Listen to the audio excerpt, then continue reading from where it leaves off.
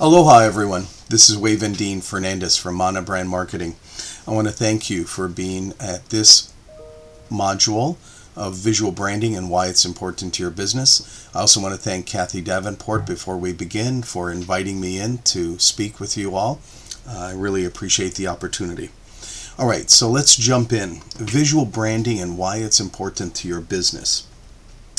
I know there's a lot of different people with us today that have different business situations, from maybe having your own business to thinking about starting a business to maybe working for a company, but you are in a public-facing role, so being a brand ambassador on behalf of your business or on behalf of your company is really important. So my goal today with this presentation is to hopefully speak in such a way and present information in such a way that there might be something relevant for each of you to take away from this, and then potentially have a follow-up discussion or interaction about.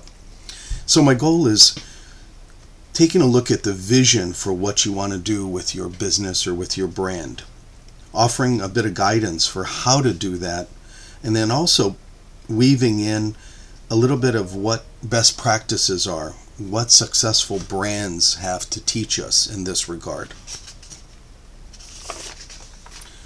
This is something I wanted to share with you that I thought was pretty powerful, because when we look at visual branding, it's really interesting, and you can take a look at the highlight, and I'll just read that to you, and you can reflect on it. People recall 10% of what they hear, 20% of what they read, and 80% of what they see. That's amazing. And to add even more weight to this from the study, the educational researchers in 2001 suggested that 83% of human learning is visual in nature. So the visual piece is very important in terms of how you present your brand. And we've all heard a picture is worth 1,000 words, right? Well, this is a picture of me when I was very, very young with my dad.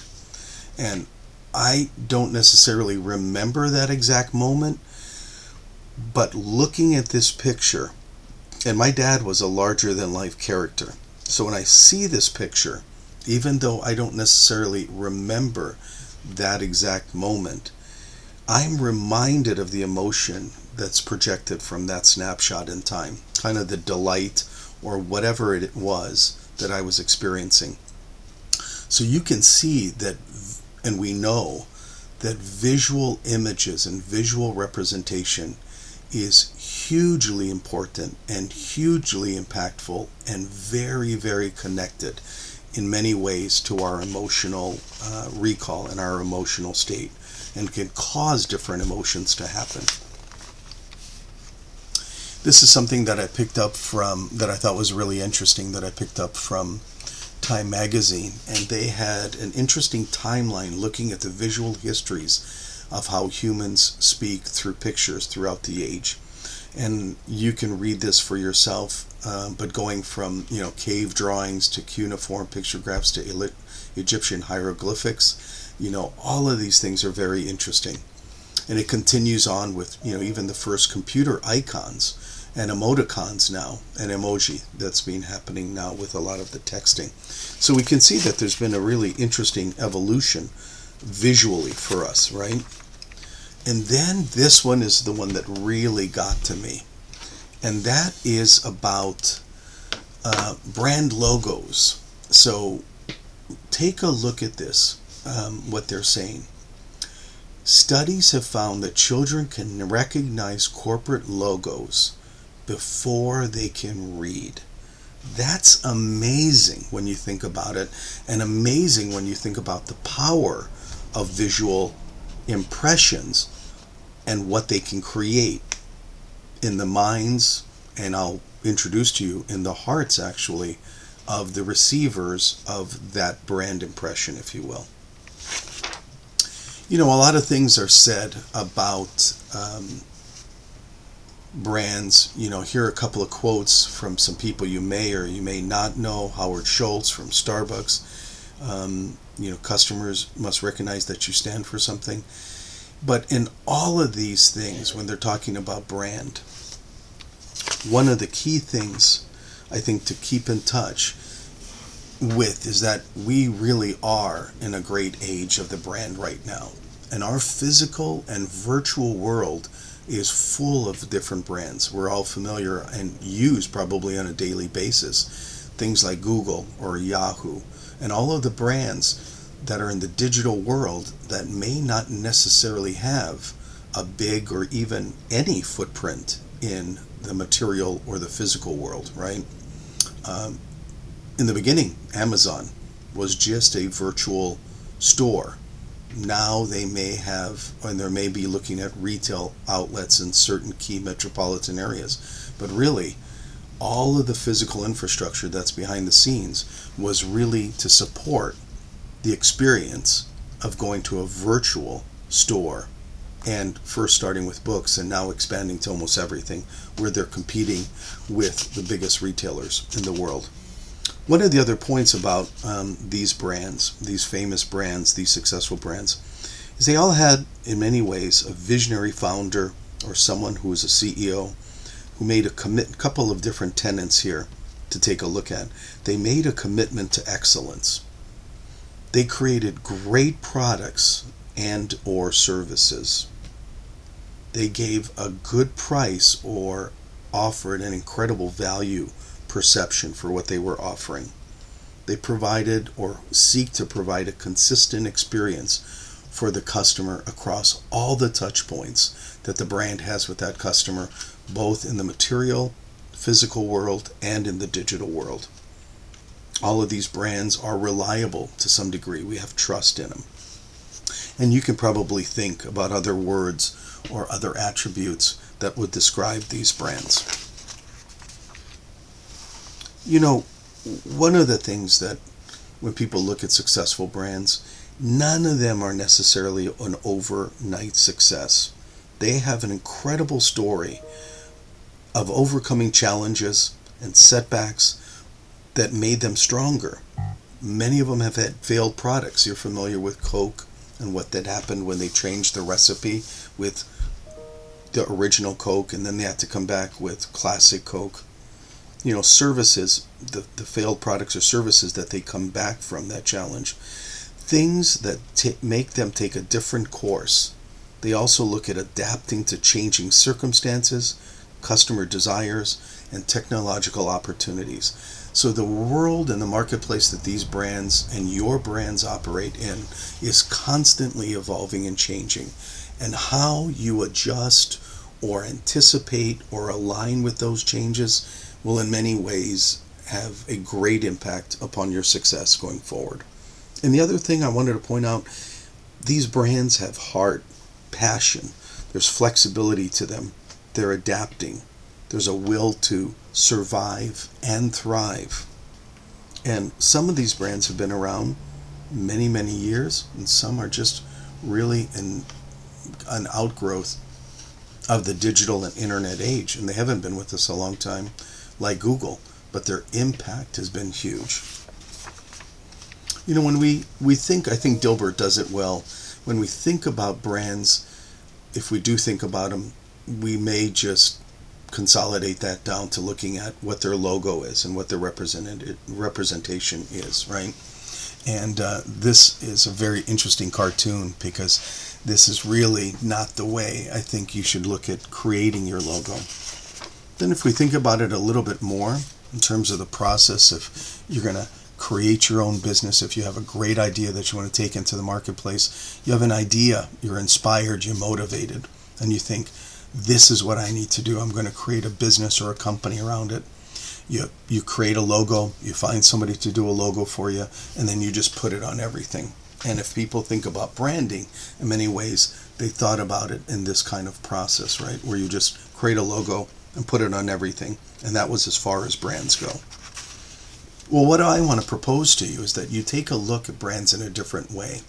You look at the whole person in terms of your customer experience, whoever that target audience may be, and you take a look at how you could create a compelling brand experience across all of the touch points with that customer. You know, what are all of the five physical senses that you can potentially have your brand impact and touch them and create a lasting impression and an emotional connection, if you will. You know, one of the other things about successful brands is they see their business through their customers' experience. And you can look at all of these factors that are involved in terms of processes and human factors and what are the actual products and services and the physical and virtual expression or how it touches. So you look at all of these quadrants and you think about your brand over time in terms of how it touches your customers and their lives. You know, Walter Landor was a very famous person, and his consultancy exists today and is probably still one of the largest brand consultancies in the world. He said something pretty powerful. He said products are built in the factory, but brands are built in the mind.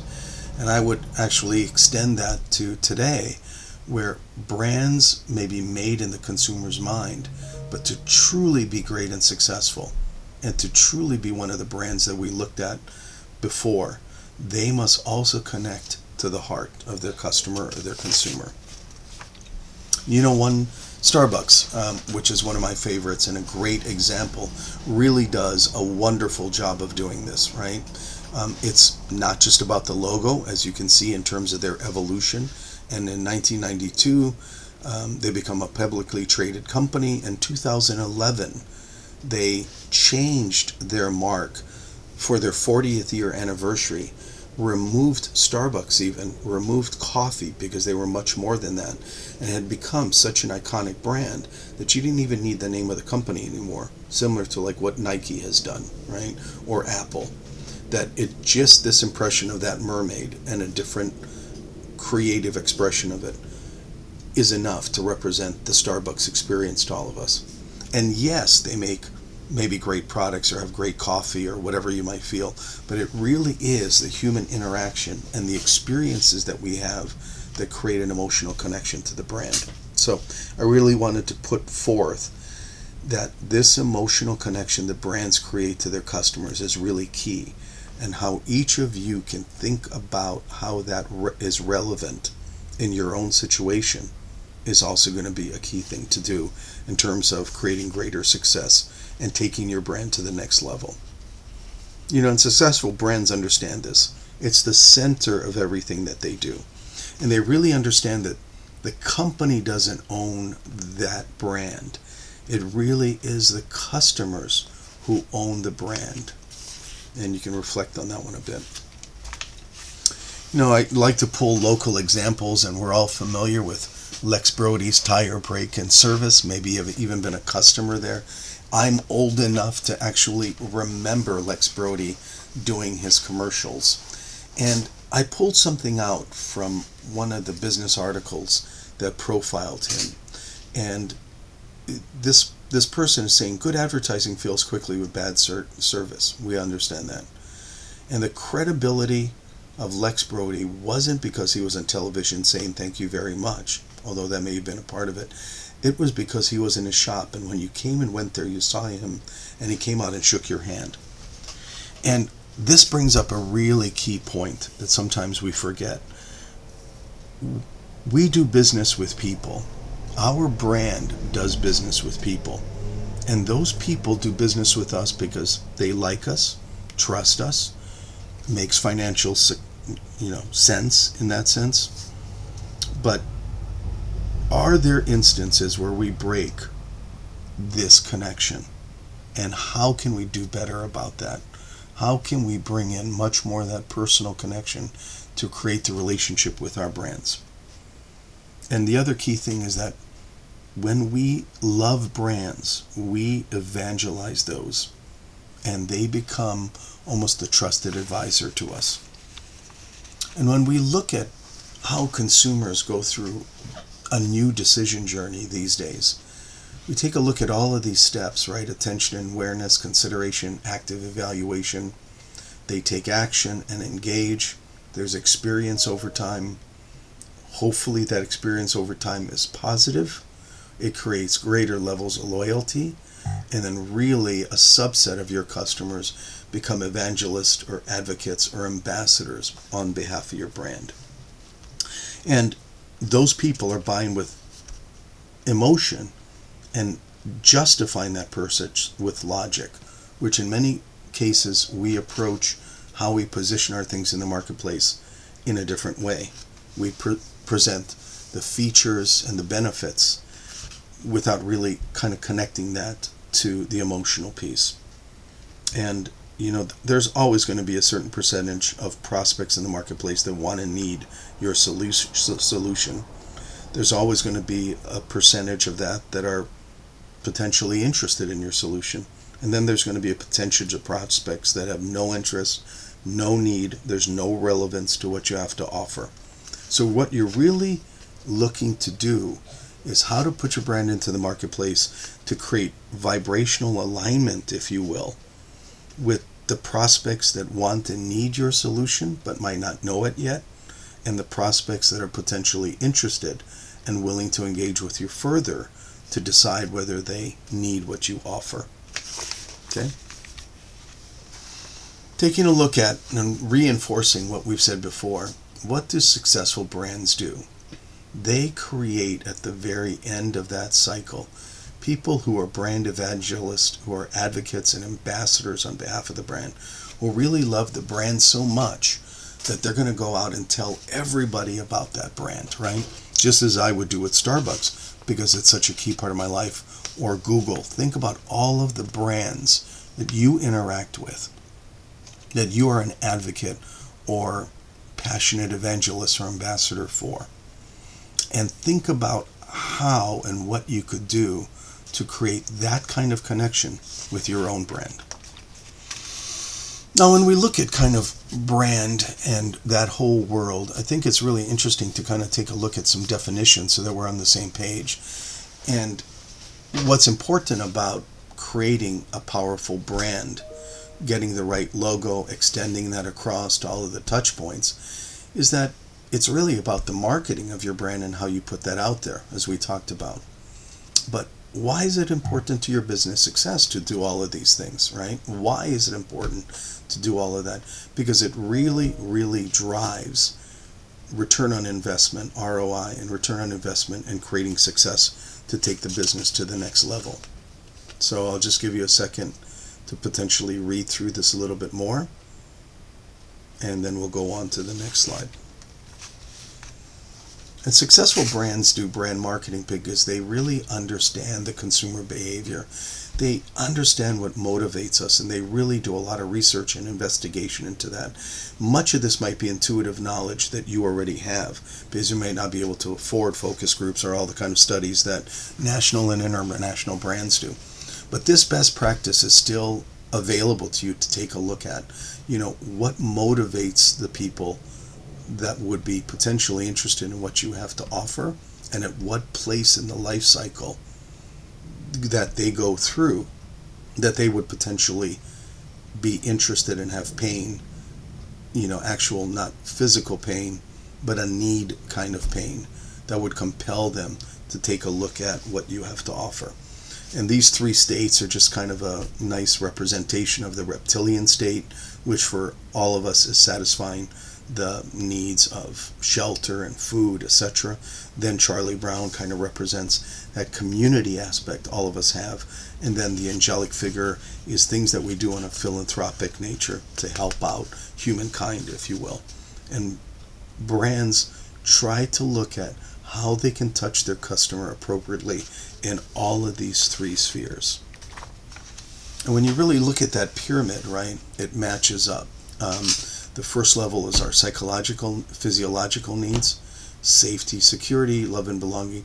And then really the top one, right, is this actualization piece that in many cases brands help us get to that place. By providing search for all of this information, Google helps us become a better person. The experiences that we have through Starbucks or other brands create different levels of joy and happiness and connectivity, human connectivity in our lives. Besides the free Wi-Fi and the connectivity to technology that they provide. So there's really two main reasons for creating a brand and a brand marketing program, and I'm today just specifically going to focus on looking at the brand piece, and then in a future state we can talk more about the brand marketing part of it. But it's really to create attraction, right? Arouse an interest or curiosity, a consideration in your customers or clients or prospects, even people you're currently doing business with, if you have new products or services to introduce in the marketplace. And one of the things that people tend to forget is that a really aligned brand marketing program can do a lot to pre-qualify or filter out those folks who would not be the best potential customers for you guys. Because you probably all have had the experience of spending way too much time or investing way too much time and money in potential prospects who never will turn into customers or clients of yours. And how can you do something in the marketplace before you even have an interaction that might pre-qualify those folks or filter out those folks who would take up your time and energy and not become a customer of yours? So what you really want to look at, again, is to how to increase this in vibrational component of your brand and do it appropriately. I'm going to give you just a little example from my direct experience because I can speak to the nuances of this, right? When you're really looking at creating a logo, you're really looking at how to tell the story. It's really a snapshot. It's really a shorthand piece, a visual piece with some verbal embellishment that's called verbal branding, where it's the name or a tagline or slogan or a descriptor line that is encased with a graphic and the typography and the color and all the other elements, as you know, we know from what we consider logos. Might not even have the name of the company, right? As we discussed with Nike or Starbucks. They started with it and they evolved to where they had such great worldwide impression they didn't need it anymore. But where does a brand come from? And where do you get the inspiration for creating a logo? It really comes from what your brand story is. Who are you inside? What are your beliefs and desires? And this logo, this encapsulation of that story of who you are and what you have to offer, is really this pebble that you're going to drop in a pond, and it'll ripple out and radiate outward as you do the extension of that through the physical and digital touch points with your customers. So this Daniel Sayer example is a great organization, nonprofit organization on the Big Island that started because the husband and wife, Laura and Frank Sayer, lost their son many years ago. I think it's probably about 10 or 11 or 12 years now ago, when he was on a hiking expedition on the Big Island and fell. And he fell down a deep, deep ravine. And when they called the rescue folks on the Big Island, they didn't have ropes long enough to reach down to actually even see if he was still alive. So it took them many, many hours to actually bring a helicopter in quite dangerously into this really tight ravine and valley and lower down some very brave fire rescue folks to retrieve his body, and he had died upon impact.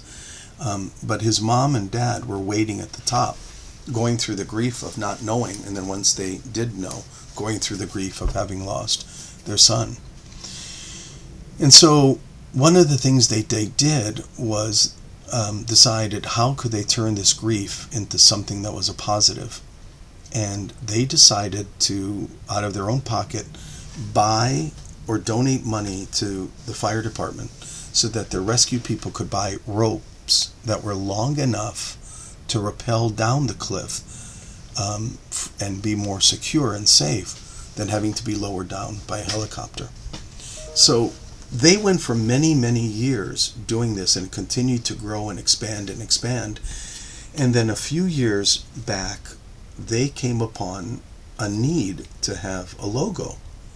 And it came up because somebody said, hey, we're going to have a golf fundraiser and we want to put the logo for your foundation, the Daniel R. Sayer Memorial Foundation, in honor of their son. We want to put the logo on, polo shirts and caps that we could sell at the golf tournament to raise funds. And they said, so just give us your logo and the artwork. And Laura Sayer said, gee, I don't have one. I never even thought about that. I never thought that we would ever need one. So she and I, she found me through some referrals and some acquaintances, and we had a sit down and kind of talk story. And we really, as we were talking about the story, I started to get impressions of what would potentially represent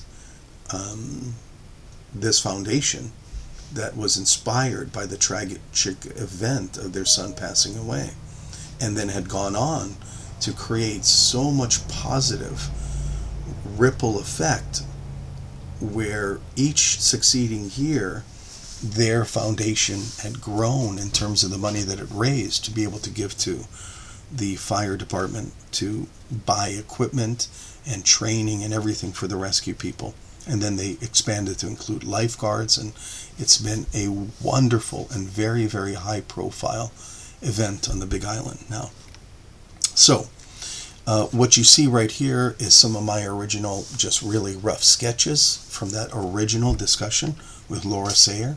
And then you see the final brand logo in a larger way, because it also had a secondary brand expression that we would create that would go on business cards and flyers and website and everything else, right? Facebook pages, etc. So one of the things, I can talk more about that project, at another time, but one of the things I really wanted to bring forth is I asked Laura to just write up what was the benefit of what she did. Because being a nonprofit, they won't necessarily make more money for their own goals. They're making money on behalf of, giving it back to the fire department to be able to buy all the equipment and the training and everything to continue to increase the proficiency and the ability of the rescue people to do their jobs on the Big Island. So you can read this long one, but I highlighted in red just some of the things that she felt were directly attributable to creating a powerful professional brand that was aligned energetically with them and with their brand story, and that would carry forward in terms of success in the world, in the marketplace, which for them was raising more and more money to benefit the fire department. So in red, I'll call out, to date we have raised over $1 million to support this cause, most of which occurred after we went through our branding implementation, as I mentioned a few years ago. And branding was one of the best steps forward.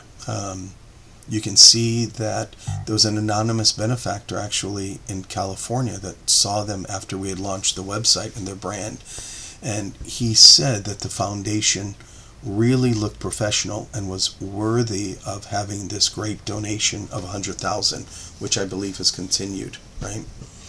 And I think she says something really powerful here also. In this vast world of nonprofit seeking support, it's imperative that each foundation that wishes to stand out, and you could put in there, instead of each foundation, each business, each organization, or in her case, foundation, nonprofit foundation, that wishes to stand out and sign their efforts with visible excellence must have a brand, which includes a great logo. And she said, even mom and pop charities like ours. So anyway, you can go on to read the rest of that, but basically it's kind of reinforcing what branding done right did for them. So I'm going to take a look at, not necessarily getting into the brand marketing piece, but really kind of focusing on the logo piece. What is really involved in creating that powerful brand race car, if you will? But when you deconstruct it and look at it, there's all these individual pieces. So maybe the logo could be analogous to the engine, if you will, that's kind of key, that drives it.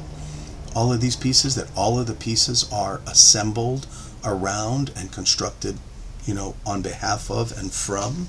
I think that might be an interesting metaphor to use in terms of the logo. But let's just speak for a second about brand marketing. It's really an opportunity to tell your brand story, not in the old way, beginning to end, but beginning to open up to possibilities and opportunities, to be of service, solve problems, add value, right? And these different pieces that we're working with are images and words and color and tonality and voice, and really creating this energy, if you will, and seemingly small elements to work with, but they're very, very powerful when combined in terms of being, if you will, greater than the sum of its parts, as this race car is in many ways greater than some of all of those parts. So it's not just creating all of the individual elements with excellence, but it's creating those individual elements and how you combine them and how they change over time and adjust over time to the marketplace conditions that really affect the positive or successful outcome from that. Okay? So an interesting metaphor to use. So I would just say to you that creating the appropriate brand identity or logo is really the seed from which the visual expression for your whole brand comes forth. And if we use the race car analogy from before, it really is the engine, right? It's the heart of it, which holds everything together, which powers everything. It really is the essence, or the mana, if you will, of your brand. And this logo being the seed really comes from, as in the Sayer example, who you are, who do you want to be perceived, what image or impression do you want to convey to the marketplace. I mean, you really get to choose what you want and who you are to project. And you don't necessarily get to choose how you're received by your customers, but it really is incumbent upon you to do the best job that you can to create the strongest or most powerful engine from which your brand expression comes from. And that is what the logo represents. And it can be as powerful as something like the Apple brand. And I know a little bit about this one because I worked there in the creative services group for 6 years, so I can speak from direct experience. You can see how it evolved from the early days to what it is now. Now, is Apple successful just because of the logo? No, of course not, right? But the logo represents, and it's an example or an emblem of, all of the things that company has been. And as you know, this company has gone through great adversity in the past, sometimes to places where it wasn't even clear if it would exist. So success is not necessarily guaranteed, and success is not guaranteed by having a great logo, if you will. But that logo represents something that, if aligned with the heart of the founder and the people in the company and what it stands for, really can be a harbinger of future success and get it through some tough times. Now, many of you may already have a logo or may have nothing to do with the logo because it's from your company and you're really just a brand ambassador. So we work with a lot of folks that come to us that already have a logo and really want to take it to the next level. And so we call that really an evolution or a refreshing or a recreation, because they already have one. They need to have it do something different for them in the marketplace. And so you want to evolve that, but also have it tie back to something that's key about what the story is that brand is telling, right?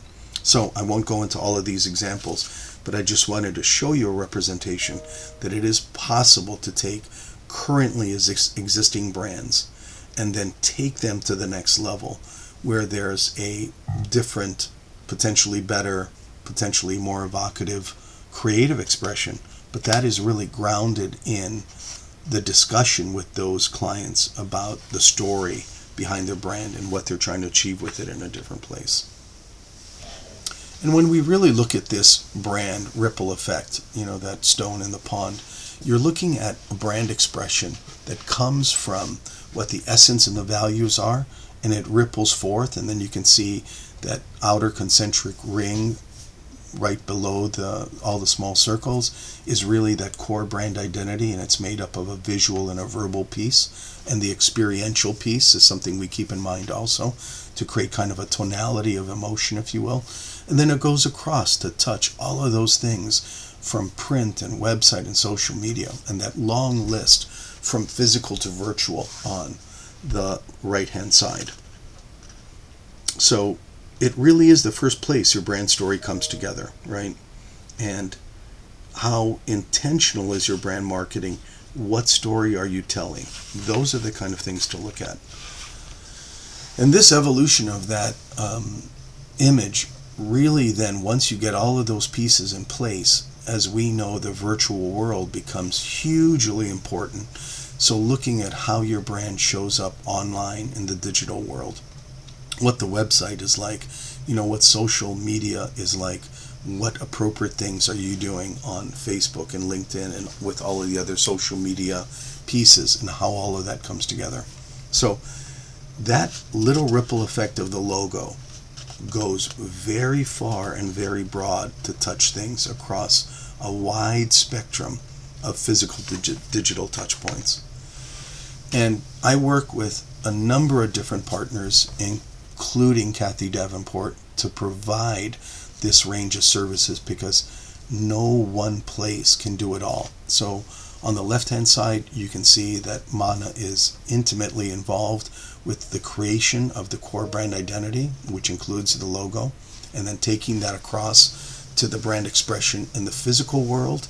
And then I work with partners to actually then continue that into the virtual world, and then brand communication on the PR front, touching on all of these different things. And then even looking at the brand experience, because there's a partner we have that specializes in how your brand can then take this new look and feel and actually deliver on that promise in the marketplace, right?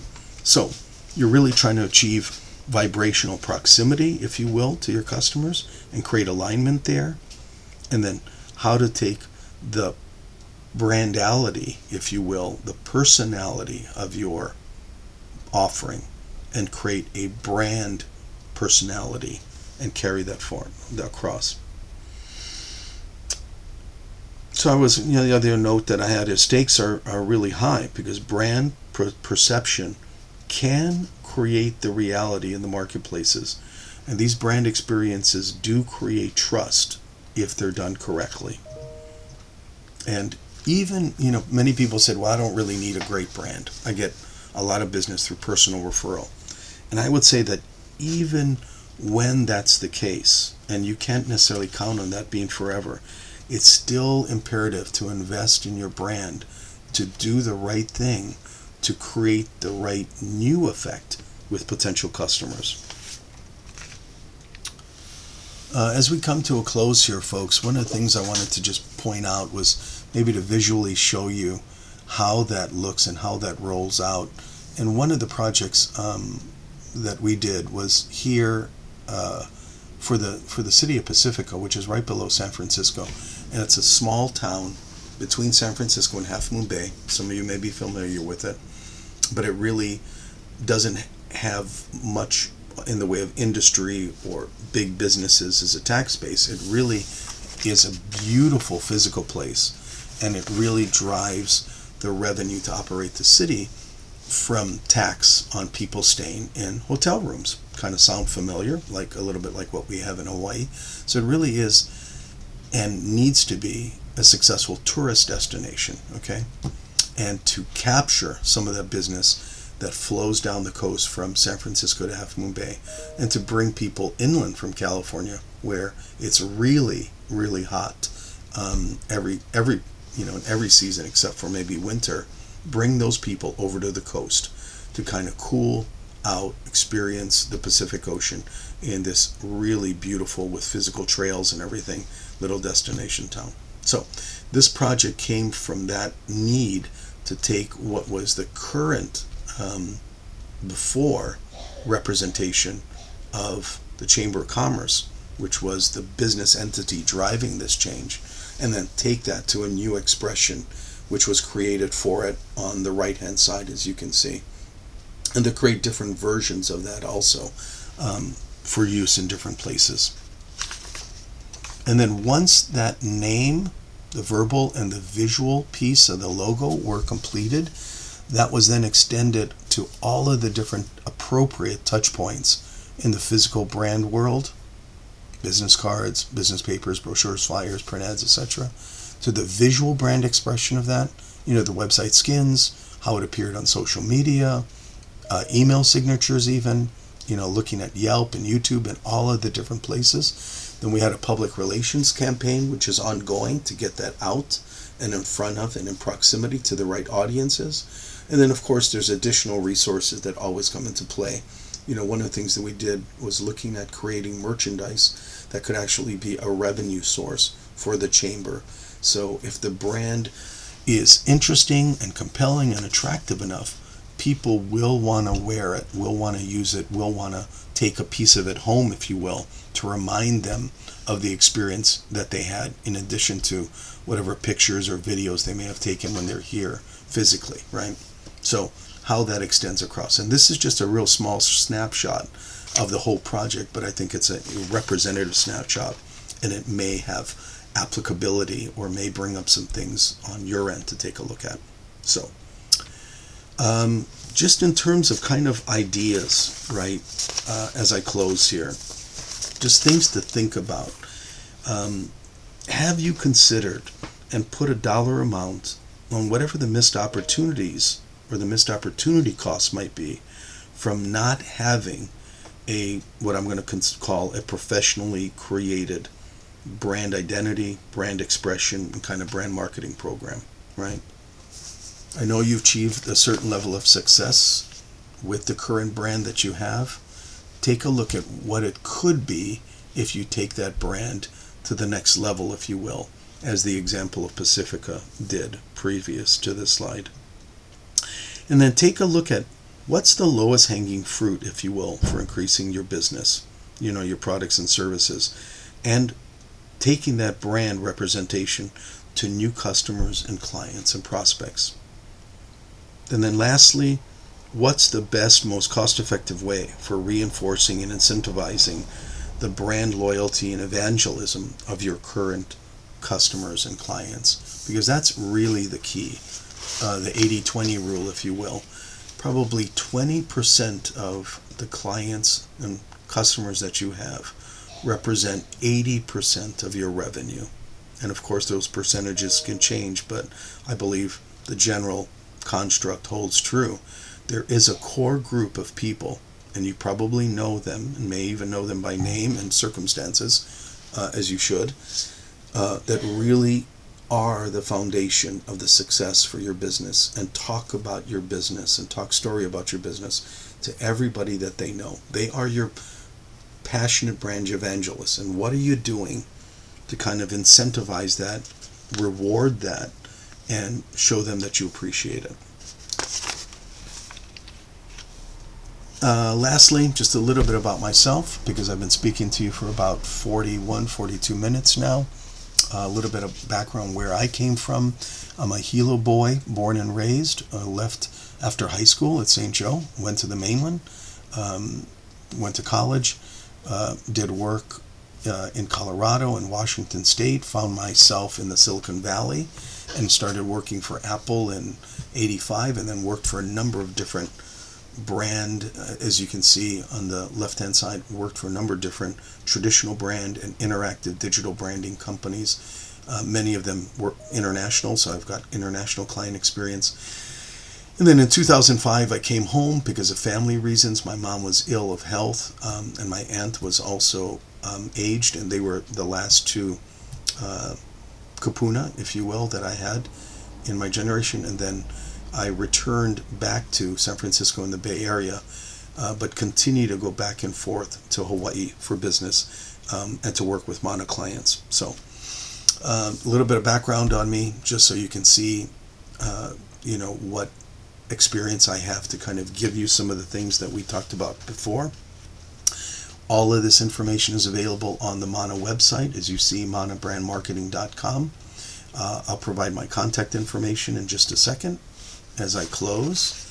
If any of you want to get in touch with me or have any questions about what I said, and in the future, Kathy may host a specific session or module on brand marketing so that we could go from kind of discussing the beginning of where a logo comes from and where the origins of a brand story come from, to how it's encapsulated in a logo and the creative expression of that, and then taking that in a secondary brand expression way across everything from business cards in the print world to your website and social media touch points in the digital world. So we could have another whole presentation just on those pieces if there's of interest, right? So last but not least, thank you very much for your time and attention. I really appreciate it. I'm sorry that I'm not able to be there interacting with all of you one-to-one, but I just wanted to say thank you very much for your time. Mahalo, mahalo.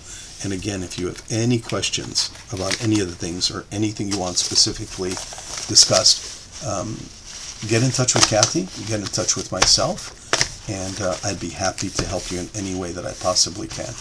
Okay, that's it for now. We're going on 45 minutes, so I'll close right now. Aloha.